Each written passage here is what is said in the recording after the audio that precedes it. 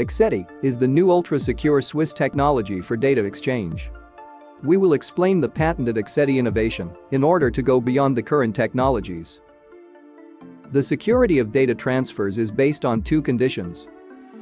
First point, a strong encryption method to ensure that the data transmitted cannot be decrypted by a hacker.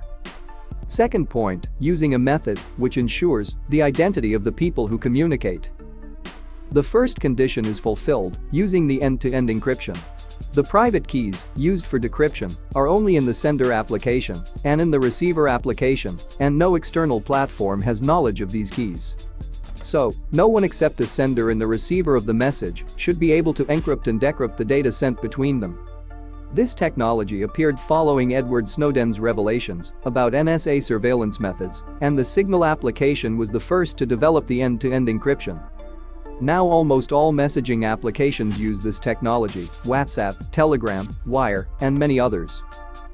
Despite the security provided by the end-to-end encryption, hackers are able to infiltrate these messaging applications. Why? The second condition is not fulfilled. The problem is not encryption, but the user's identification. There is an identity theft. These identity thefts are mainly based on two types of weakness. First type, flaws in the telecommunication protocols. The most widely disclosed is the SS7 flaw. An SS7 attack is an exploit that takes advantage of a weakness in the design of SS7, signaling system 7, to enable data theft.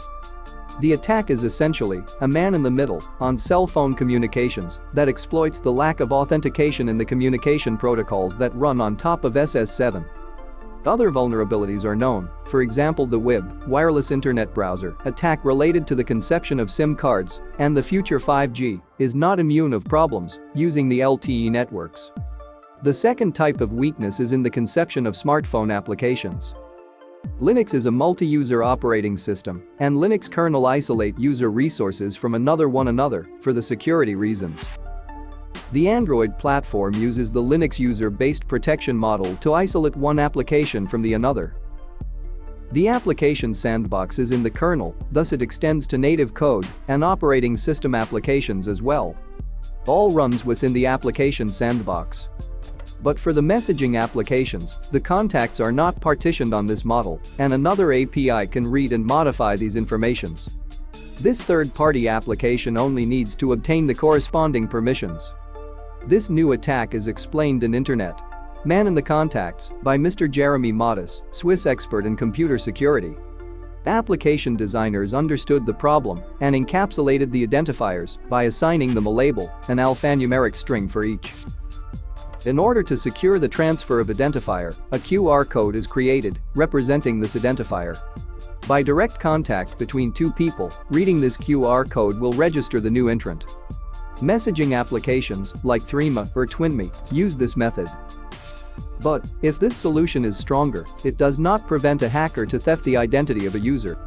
This unique alphanumeric identifier ID is encapsulated in the application, and the user is anonymous.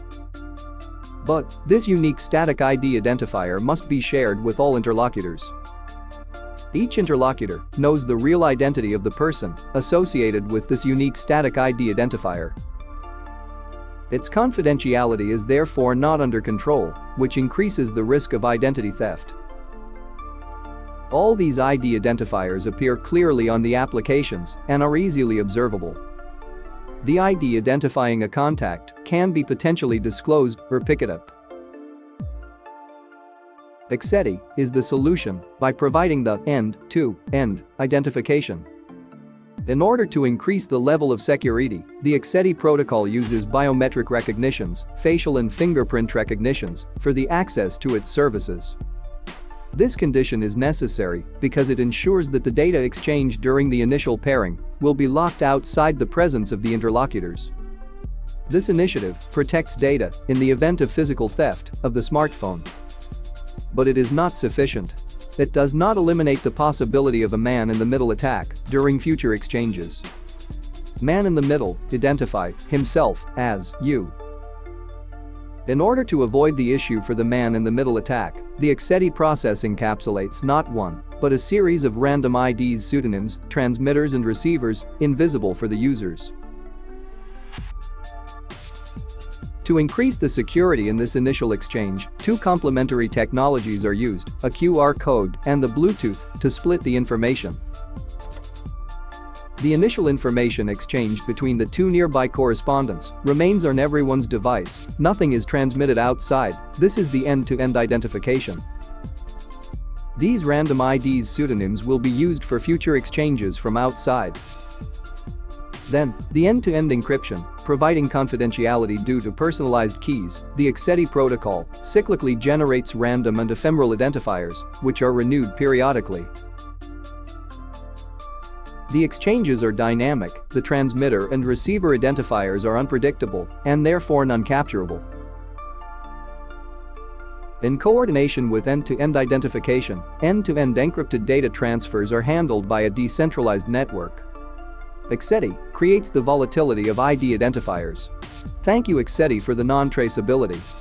This technology combines three concepts: a decentralized network, end-to-end encryption, and a patented AccedY innovation for end-to-end identification. On April 12, 2019, after examination by a worldwide jury, the AccedY innovation received a gold medal at the International Exhibition of Inventions in Geneva. On November 29, 2019, the AccedY project obtained a subvention from InnoSwiss, the federal Swiss innovation agency.